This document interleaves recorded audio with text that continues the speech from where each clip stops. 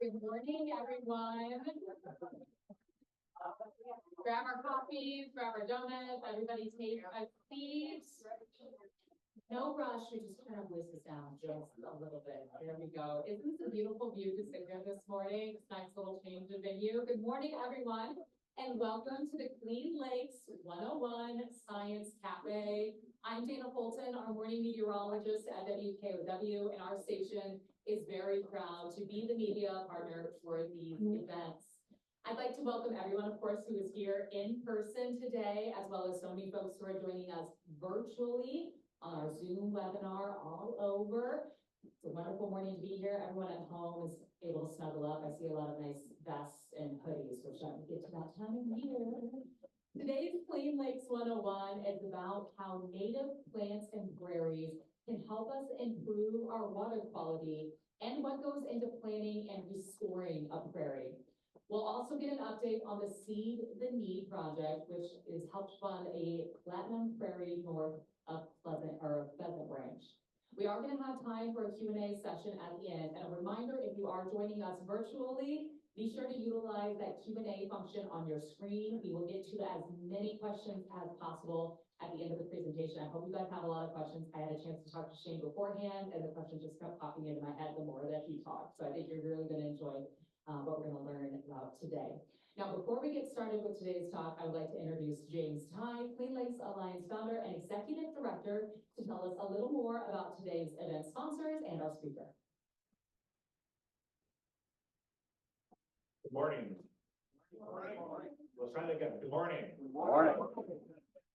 Welcome to the East Side Club.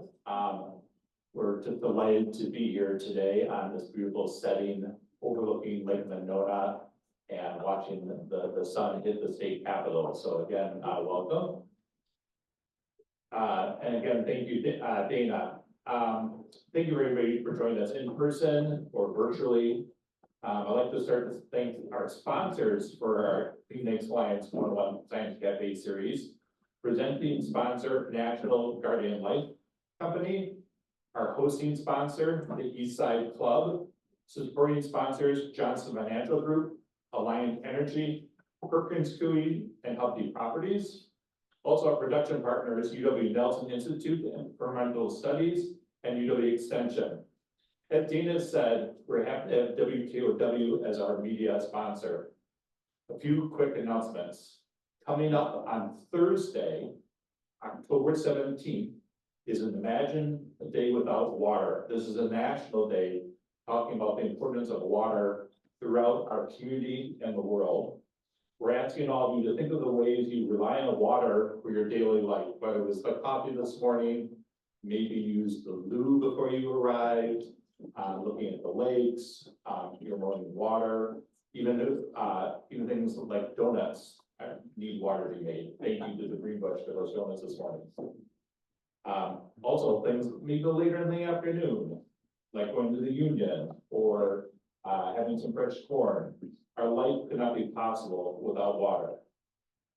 We have a fundraising campaign going on between now and October 17th. We're working to raise $25,000 to support Clean Lakes Alliance efforts. You can go online, and if you've made a donation, be a member this year. We encourage you because to raise more money for the important projects that the Clean Lakes Alliance does. Today, if you join up to be a monthly donor at $63 or more a month, we can send you home with an umbrella and a mug, so you can think of us every morning or any time it rains. You can see Jason is gonna wave his hand and Sam back there. If you wanna get out that credit card or debit card, go on down. In the fall weather, you know what that means, to think about leaves and how they are an active way to create phosphorus in our lakes. So, they're a significant source from our urban environment. So the best thing you can do is get them out of the curbs and gutter. And maybe you want to adopt a stormwater drain to get some of those leaves out of there. So when you go home today, and the beautiful day it is, it's a perfect day to rake the leaves out of the curb and gutter and clear out those stormwater drains. When the water goes through the leaves, it actually creates a tea effect. So if you have a cup of tea and water in there, imagine you're dumping, there's like lead of dumping phosphorus that comes out of leaves and it goes all into the lake. So it's really important to remove those. Back to today's talk, prairies and native plants that can help us improve our water quality. Native plantings also support Dane County climate action goals as a collection of working together. Today, we are joining Dane County Parks botanist and naturalist Shane Otto to discuss how Dane County Parks plans and implements prairie restoration throughout the county. Shane helps manage about 10,000 acres of natural landscapes in the Dane County Park system. This includes 160 acres of the former dairy farm over in Middleton, which is now a platinum prairie at Pheasant Branch Conservancy. Phoenix Lions is proud to have supported that effort led by the county staff along with here today. We've got Katie and we have John, we have Laura, might be a few other people out there. So really thankful to the county staff for their leadership in turning that once dairy farm and extending the prairie there. Today, to share more about native plants and show their water quality and climate action, please welcome Shane to the stage.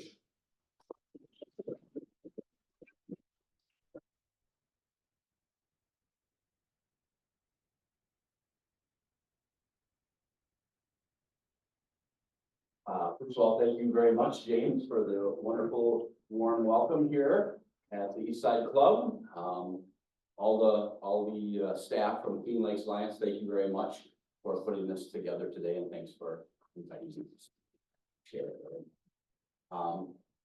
Yeah, so I'm a botanist naturalist, Dane County Parks, been here for 8 years, and I'm really passionate about the work that I do, and certainly it feels kind of ironic to me to be standing here today, you know, in the shadows of the University of Wisconsin, where Aldo Leopold, you know, practiced and taught his land ethic to many students, and you know, to be here in the shadows is really an honor to be working in Dane County, and with all the amazing things that are happening in the county with the park system and the Land and Water Resources Department. We're really, I believe, innovators in what we're doing in helping save the planet, climate change, and all these other important things that are going on. So very honored to be in my position here at Dane County, and you know, really honored to be here where Aldo Leopold, you know, really preached that land ethic. So thanks again for having me, and we're going to get started here today.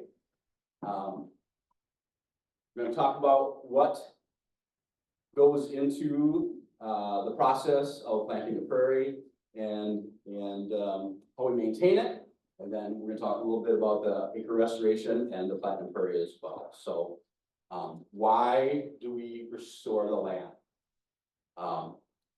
Most of our parks are farms that we purchase, and to turn that row crop agriculture into a park, we want to provide native habitats for the critters and the people who live in Dane County. So one of the methods we do that is planting a prairie, right? That's why we're here today. So how do we choose which properties? Dane County has a very active program right now where we are able to purchase a lot of land. Land acquisition is very important to us. We have to be able to purchase the land to make the parks. Our open space plan calls for 30,000 acres of land to be put in the parks over time.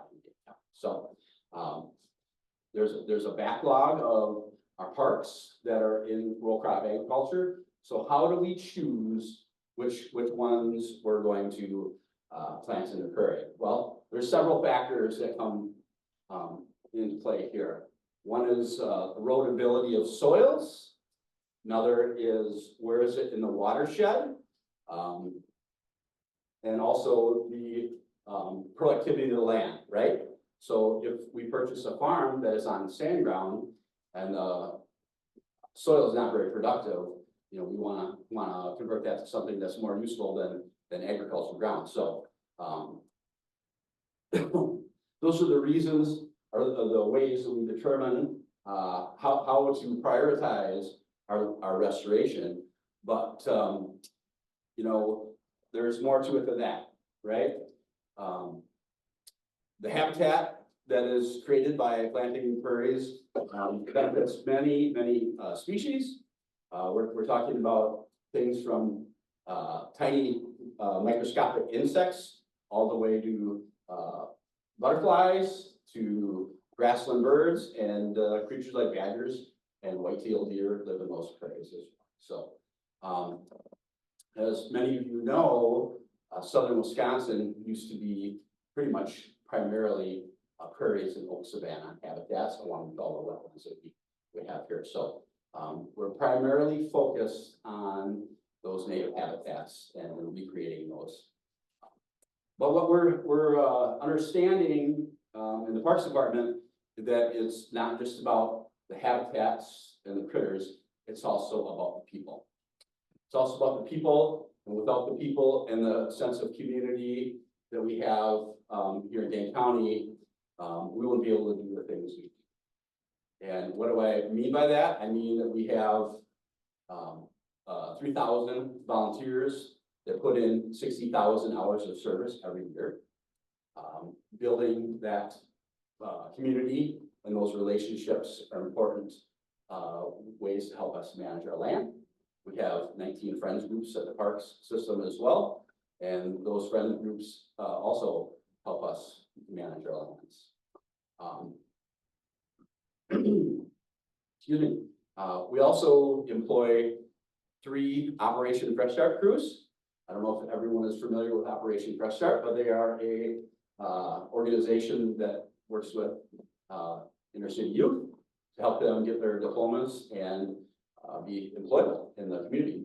So between our staff, volunteers, and our Operation Fresh Start crews, along with our many partners, just like Clean Lakes Alliance here, we're creating this conservation community here in Dane County. And we believe that without creating those conservation partners, and those relationships, that you know, the longevity of what we're doing would not last, right? So we really want to carry this forward. We want to have land stewards in perpetuity in Dane County to keep managing our lands and creating these habitats that are so vitally important. So we have the people, we have the habitat, and then we have this thing called climate change. Most people don't know that our prairies can help combat climate change. Prairies sequester about 1 ton of carbon per acre per year. It all depends on the soil, and there's other factors as well, but that is a estimation of what our prairies can do to combat climate change. And there's also flood mitigation. For every 1% of organic matter that's in the soil will hold about 10,000 gallons of water.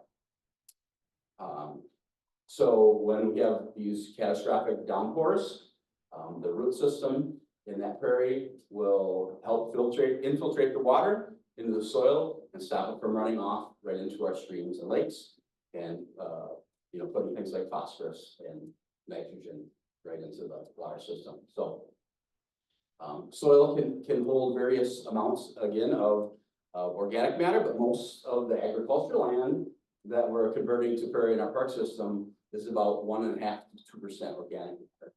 And that organic matter can be raised to close to about 10% in normal soils.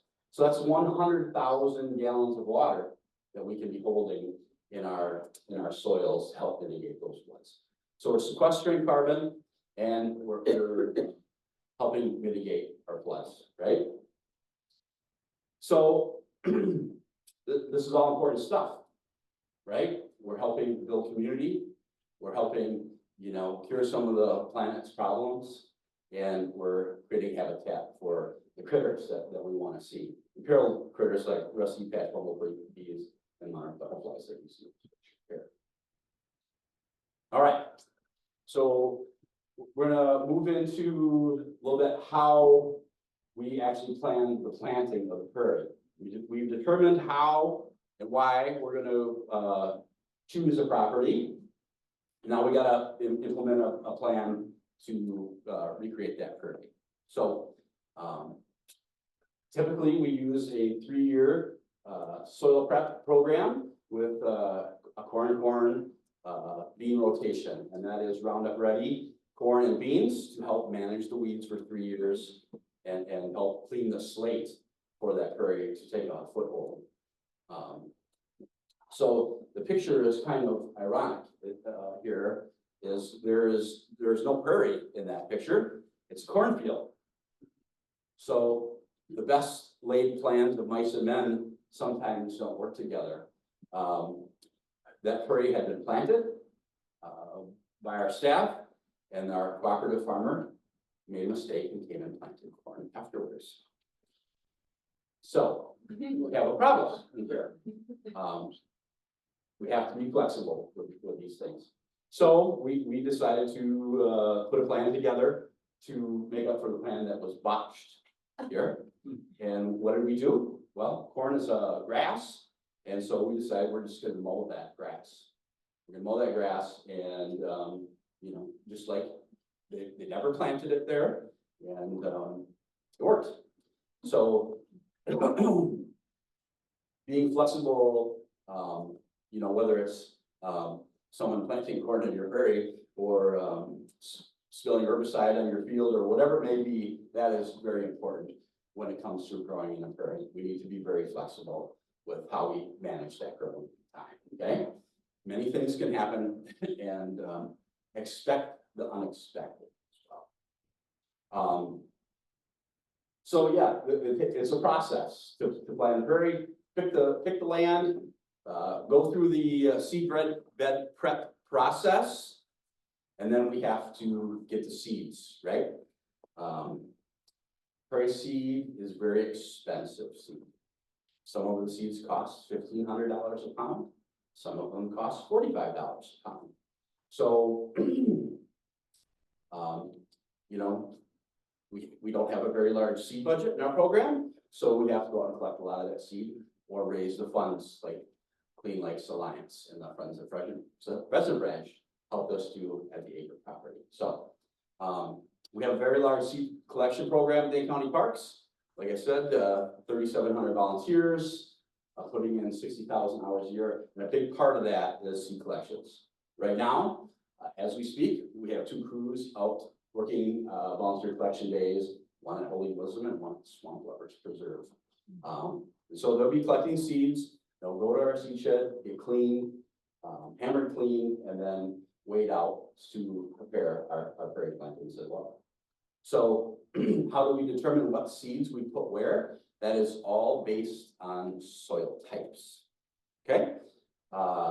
We have 3 basic soil types that we talk about when we talk about planting our prairies, and that is wet prairie. So, areas that are lowlands that are not quite wetlands, that would be a wet prairie. Then we have a medium or mesic prairie, which is a typical agricultural field here in Dane County, a medium type soil. And there's many prairie plants that are generalists and live in that medium soil. And then we have all the way to sandy or dry site species that live on sand knobs and rocky knobs in the fields as well. So we really have we break it down by the soil types: dry, medium, and wet soils.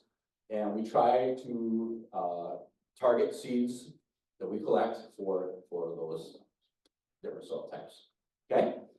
If we can't, we try to get funds from grants or from donors to purchase these seeds that are specialty seeds that need those wet areas or very dry areas to grow. So it's quite a process. The seed mix ends up being based off of what we collect and what we can buy versus the other way around. So this field, this picture is now growing well, and all because we were flexible with the way we decided to manage the field with our mistake. Oops, I went backwards. Sorry. All right. Some of the biggest keys to success in all of our worlds really is diversity, right? We need teachers, sorry about that. We need teachers, we need lawyers, we need farmers, we need grocers, we need biologists. We need all types of people with all types of jobs to make our society thrive. And the same is true with our prairies. We believe that the diversity provides stability. Okay? So, as we did with the Platinum Prairie for the acre property, we try to get as many species planted for that. Sorry, Shane, the slide somehow got disconnected. I'm wondering if this got.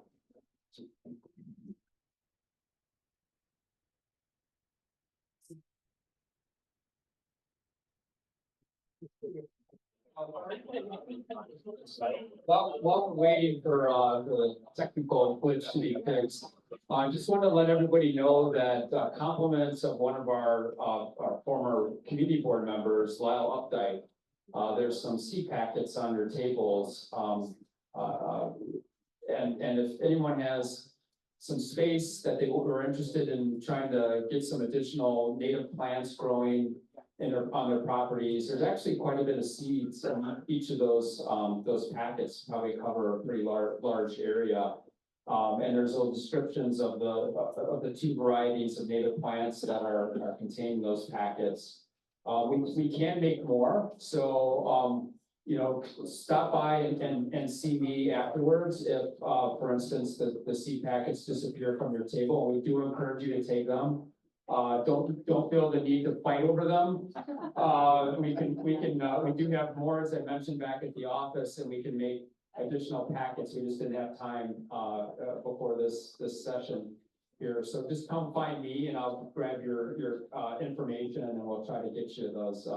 Maybe have you stop by the office at some point and you can pick up some seeds.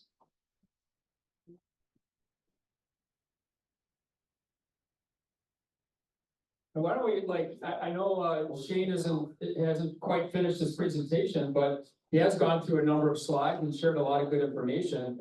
Why don't we use this opportunity to take some questions that you might have right now?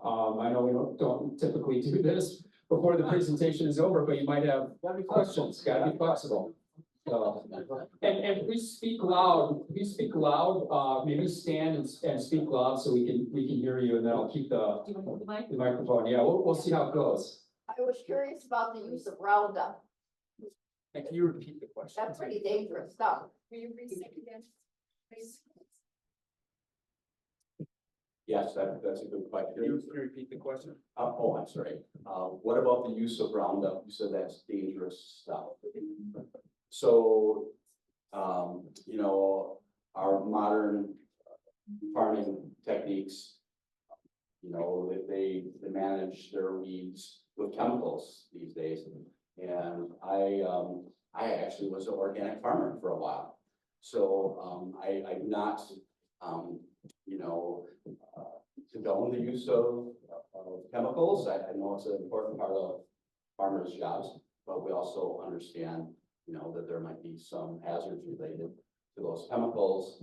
But as far as our prairie plantings go, you know, we see that as an opportunity to use that type of seed to help us manage the weeds for that soil prep or seedbed prep that we're going to be doing. Most of the crops on our landscape are Roundup ready or some kind of herbicide ready, you know, when they come to the farmer. So it's happening all over the community, and I don't condone or you know, advocate for the use of those, but it is a tool that we use for our restorations. And because we do that, we're seeing some great success with our restorations. Sometimes prairies emerging from the ground after the first season of planting, which is, you know, highly unusual for a prairie reconstruction. So for right now, it's one of the important tools that we have for growing in our prairies. Yeah, of course. You were talking about the soil type, and I was wondering whether the muck, the Suck the Muck projects where the muck is if the prairies have been planted on there and how they worked. Is that a kind of soil component? You can repeat that question too. So the question is about the Suck the Muck projects, and have the Suck the Muck projects been planted with prairie after the projects are done with? And yes, they have. And you know, we're just really getting going on some of these projects with Suck the Muck. There's still watering basins that are dewatering and things like that. But it's kind of a sticky situation when you put all that muck out of those creeks or lakes. That muck is filled with a lot of weed seeds. And so, you know, management of those fields are a little more tricky, a little more intense as well. So we haven't had the greatest success planting prairies on those yet, but I think that we just have to look at different methods of managing those plantings. What do you mean by Roundup ready? Do you mean that the seeds have been soaked in Roundup? No, there's, Can you repeat that? It's for the online. what does Roundup ready mean? Many of our crops that are planted by farmers are Roundup ready, which means the seeds have been modified. So when you spray Roundup on the plant itself, it doesn't kill the plant. It's become immune to Roundup because of the hybridization of the seeds. So they can spray the Roundup right on the field as the corn is emerging. It'll kill all the weeds and the corn will survive. I think you had a question too at that table in the back. Do you have a question?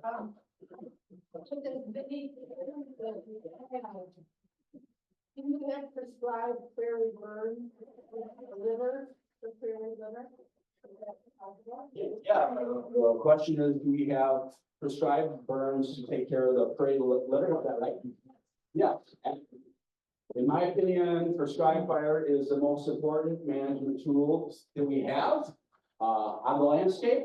And we try to get our units in a 4-year burn rotation.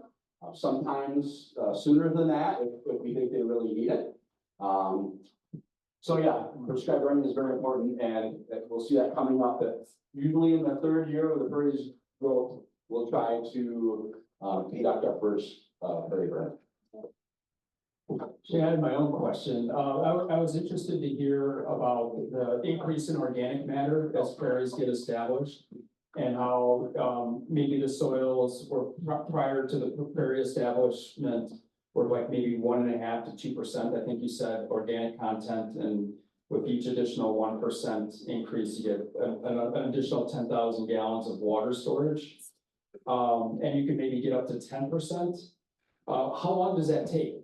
You know, like, do you have to go through a certain number of years of maturation of the prairie to get to that 10%? Yeah, I'll have to repeat that question because we're on the mic. Yeah, that takes a long time. That takes a very, very long time. I went to NRCS farm tour about 10 years ago, and they were doing, their organic matter testing through a fence line. So they're testing on one property, the fence line, and then the neighboring property. So they had 3 tests. And they came up with, you know, about 1.5% organic matter in the modern row crop agriculture field. The organic matter was a little higher on the neighbor's side of the fence where they practice cover cropping. And then in the fence line, that in theory had never been tilled, they were at 8% organic matter. So hundreds, thousands of years to get to that organic matter up to 10%, right? And that's gonna also matter on, it will depend on the soil type that you're dealing with on how fast that will occur. In sandy soils, they'll take much longer than in heavier muck soils. Can you add a little more detail on how you can add organic matter or create organic matter in the soil? What do you need to do to create that organic matter? The question is, how do we create or add organic matter into the soil? And that answer has to do with root systems and leaving, you know, the fodder on the field. So cover crops are important because, you know, they have something growing in the soil all year long.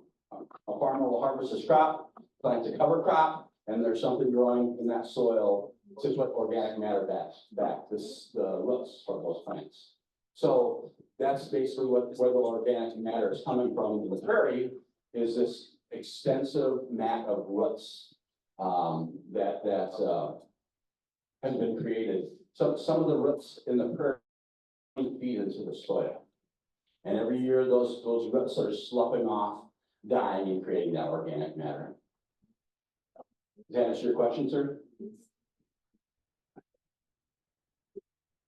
For folks who may want to bring these like seed packets back to their homes, or they have their own plants that they want to start putting in, native plants, do you have recommendations on how to start small, like little mini prairies in yards, and like tips and, you know, anything that you want people to know as they try to bring some of these, maybe these larger landscape restoration concepts and the benefits that they bring to their properties?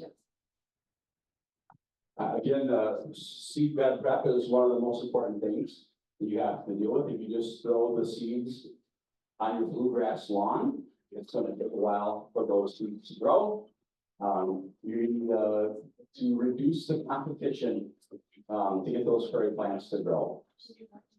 So however you choose to remove the sod, whether it's, you know, using a sod cutter or shovel to remove the sod, reduce the competition, or using an herbicide to burn out that area, would be a way to do it. And we typically don't like to sow the seeds directly into the soil. We like to let Mother Nature work for us. So we do our prairie plantings in the wintertime. We scatter the seed over the snow. The seed will eventually melt through that snow from the sun being warm on the dark seeds. Will melt through, and then all winter long, that soil, especially through freezing and thawing action in the spring, that seed will work itself just ever so slightly into the soil, creating the perfect growing conditions for those prairie seeds.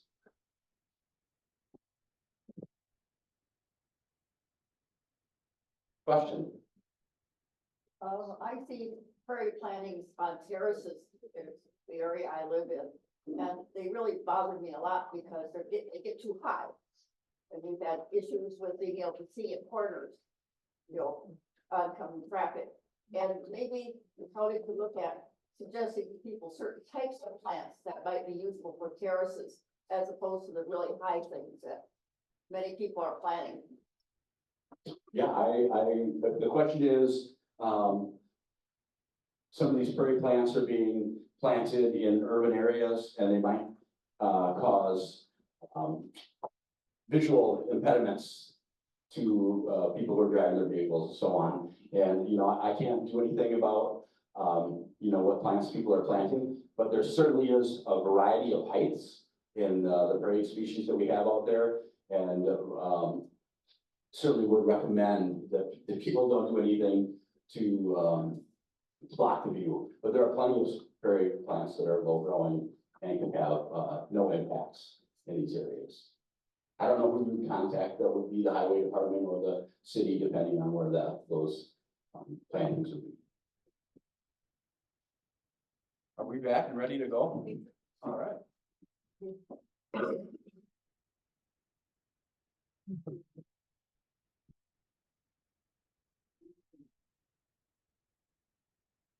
Of course, the computer breaks and I'm speaking. I wouldn't expect anything different today.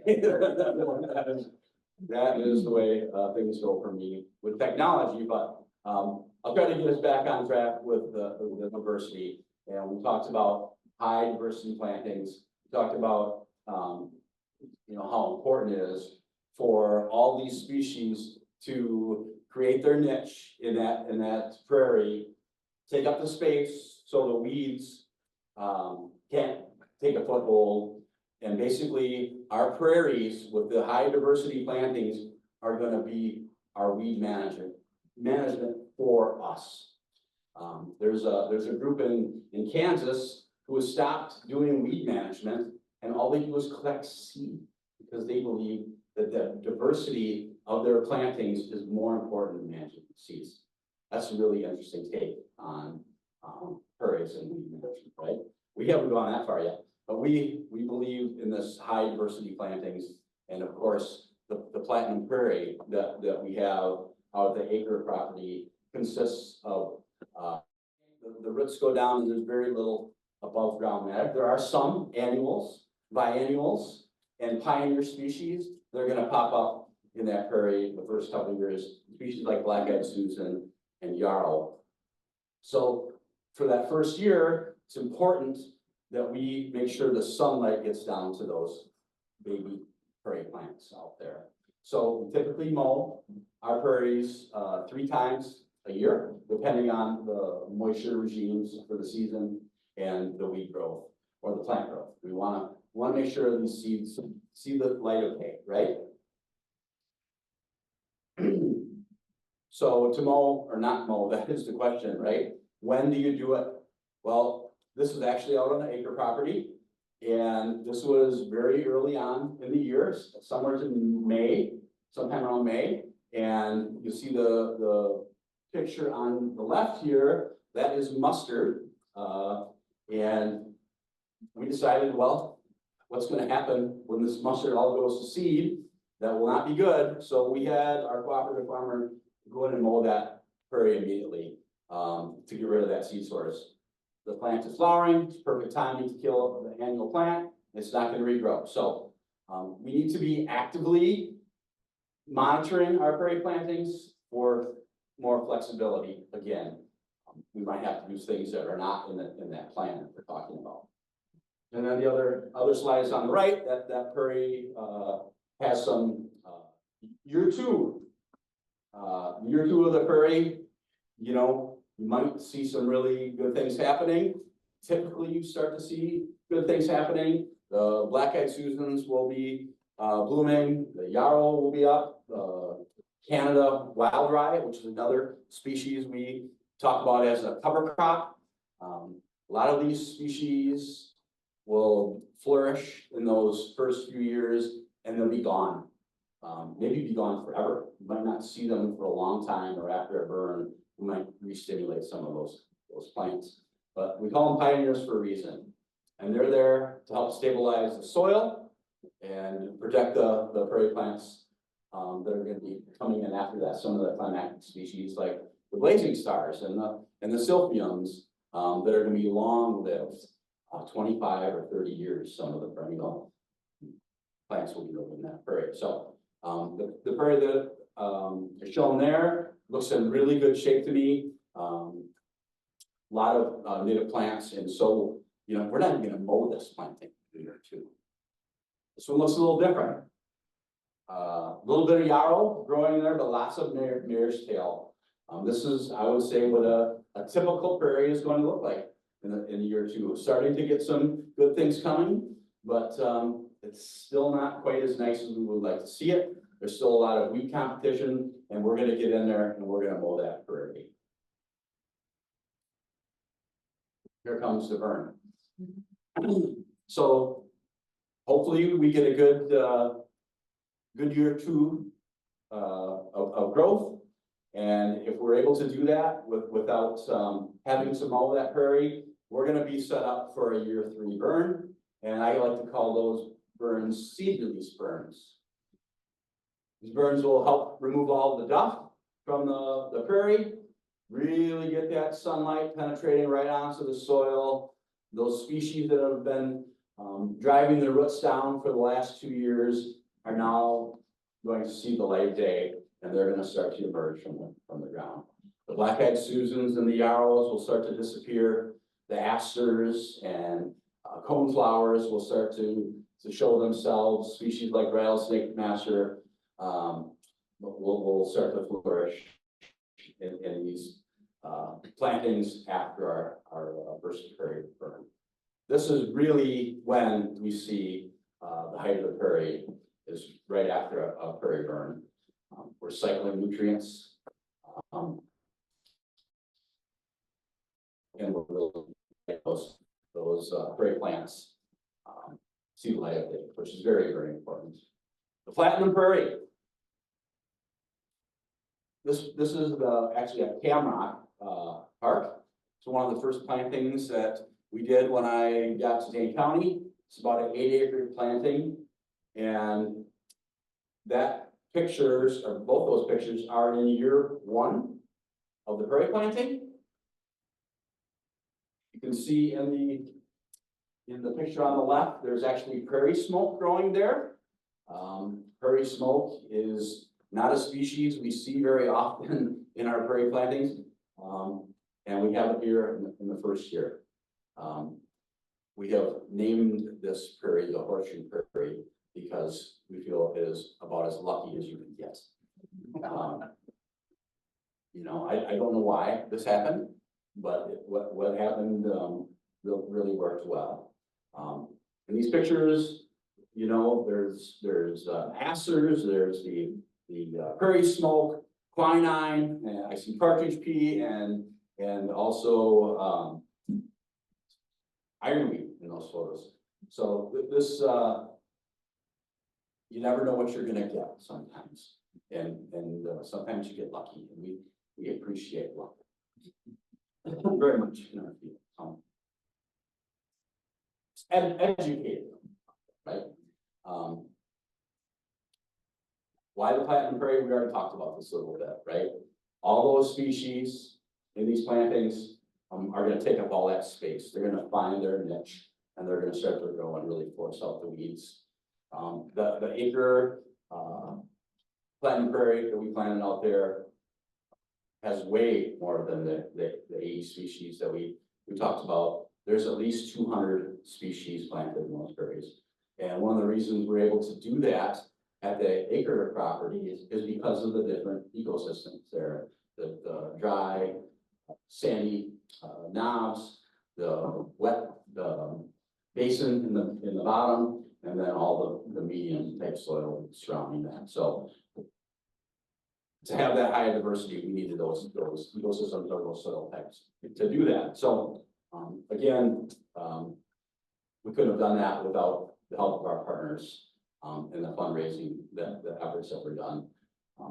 Nearly $50,000 of seed every year was purchased on top of the collections that Dane County Parks volunteer staff and Operation Fresh Air Crews collected. So we provided the base layer for those plantings, and the funding on top of that really added some of those special species that we planted. Success. What is success, right? Success in this case is a beautiful prairie planting, year 1, right? But that there's more to success than that, especially what we talked about earlier today, right? Endangered species. That picture is a carnivore butterfly taken on a lupin plant up in Columbia County. That's success. That's real big success. before that butterfly was found, the nearest location, the current blues had been to that area was 40 miles away from that. Doesn't sound like very far. You know how much, current blue migrates in 1 year? 18 yards. Yeah. So we don't even know how that butterfly got there exactly, but if you build it, they will come. Lastly, the real success of our program in Dane County is with the people. We believe that we're building a community of conservationists down here. And that comes from our partnerships like Clean Lake Alliance, who bring volunteers to us. Really show individuals what's happening on our landscape, try to educate those people so they can pass on the word about being land stewards in their community. I can tell you that that we work with Clean Lakes Alliance. We work with 19 friendly groups, 3,000 volunteers, 3,700 volunteers, sorry. The U.S. Fish and Wildlife Service, Wisconsin Department of Natural Resources, the Land Trust, our own Land and Water Department, Operation Fresh Start, Ducks Unlimited, Pheasants Forever. All of these organizations, all of these people, when you come together in a movement, you can move mountains. And I think that's what we're doing here in Dane County. We're sitting here today, again, in the shadows of Elder Leopold's University here, and we're really doing something special. And we should all be proud of that. Everybody in this room and everybody in the Dane County Conservation. I'm proud to be here.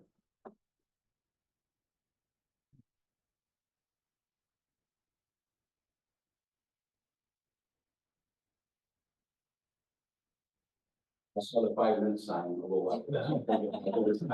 Time for the real question and answer portion. Right.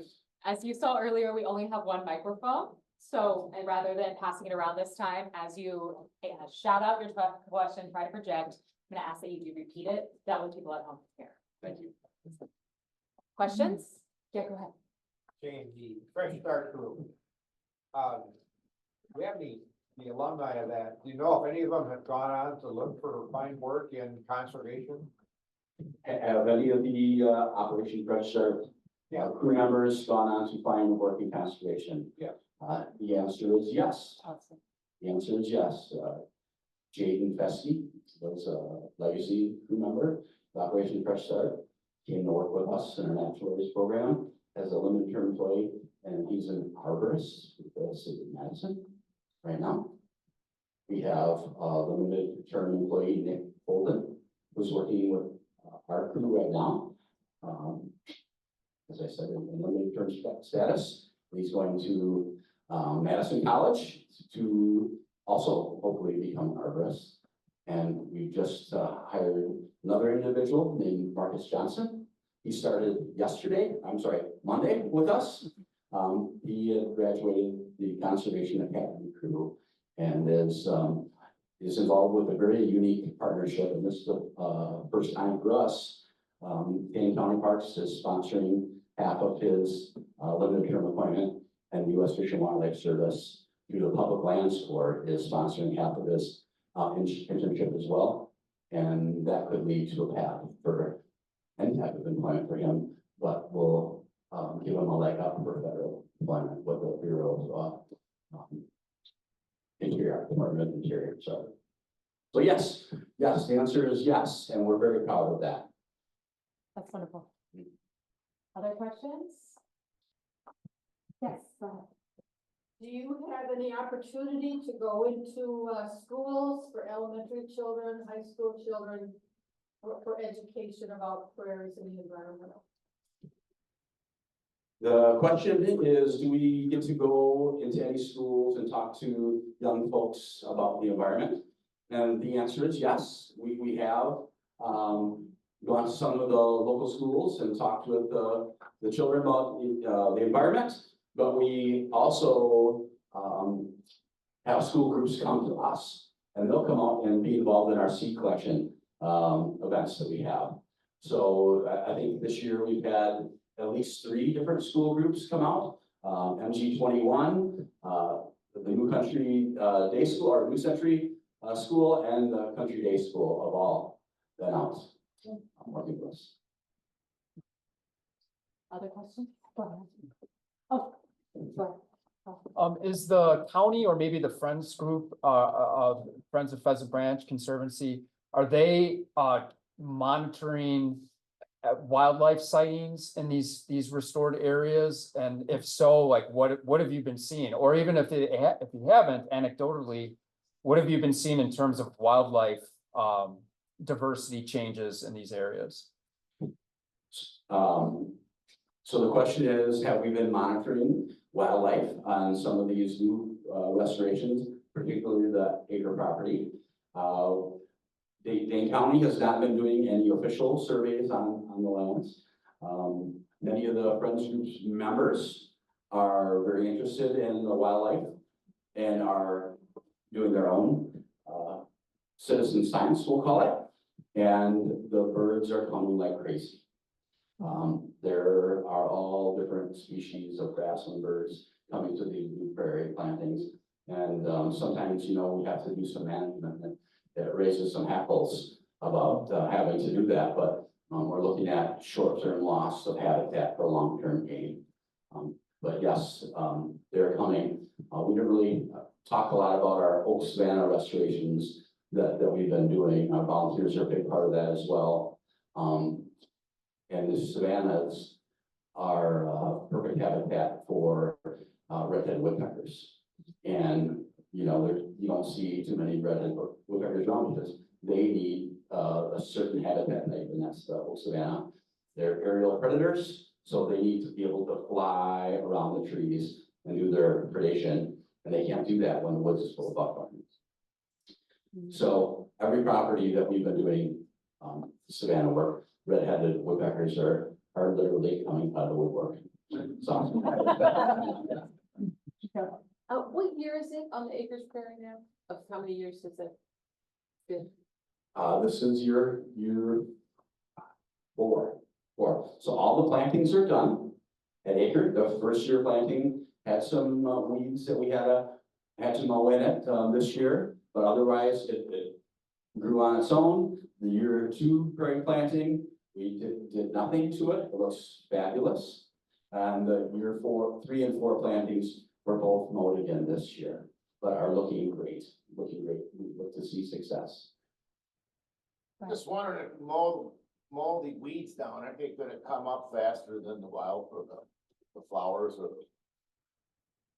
your plants, desired plants? The question is, if doing our mowing, is it going to stimulate more weed growth than the prairie plants? It's a good question. And it's one of the dilemmas that we have to deal with when we are choosing when to mow. And the key is to mow at the right time. So when those plants are flowering, a lot of these plants that we're talking about are annuals. And if we mow them when they're flowering, they're done. You mow them when their antlers are coming out, they're a grass like a wheat or a rye, they will not reproduce, or very few of them will reproduce. And the same with the flowers. You know, when they're flowering, we mow them, they're done. Biennials like parsnip and things like that will regrow for the year. Their stature will be much smaller because of all the energy they've already put into the plant and produce a lot less seeds. So it's not just a one and done for sure. And that's why we oftentimes have to mow those first year plantings 2 or 3 times. Shane, I think we have time for one more question. If there was anybody in the crowd. Oh, go ahead. I'm wondering if you could talk about some of the projects you're targeting for future restoration.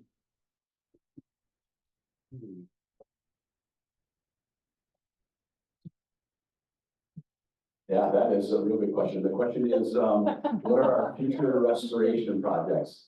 Oh, man, we have a lot of projects in the hopper for sure. I think this year we will be, having seed go to like 67 different projects, around the county here. So, Laura, can you help me out? We have any big projects that we're working on? The Dirt's property, that's the future. The Drift's property, we're finishing the Blackbird Creek restoration, the Big Wet, well, you mentioned those. We have a constant cycle of projects in the hopper. Yeah, there's a constant cycle and, some get pushed up and pushed back depending on grant funding and things like that.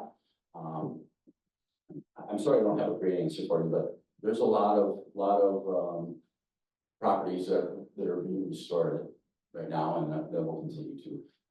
Anywhere between 150 to 300 acres a year is what we've been doing.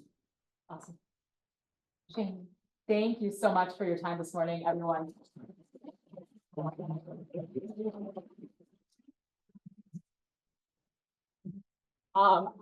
I have to admit, we've done a lot of Clean Lakes 101s, and this was the first time I did pull out my notepad and actually take notes, so thank you, thank you. As a landowner now, this was wonderful. So again, thank you so much for joining us this morning. And do you have any more questions? If you have questions that pop up later or something when you're sitting at home, you pop up in the middle of the night, say, I need to talk to Shane.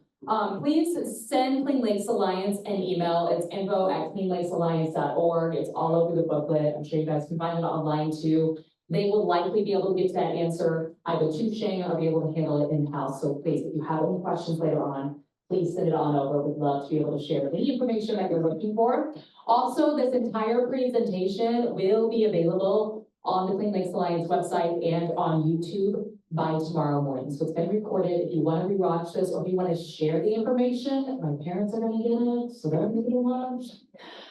This is really hard to believe actually, but our next 101 isn't until February. We will be back at the Edgewater for our annual Frozen Athletes Festival. So hope you all are ready for that already. I won't talk about frozen things just yet. We're getting there.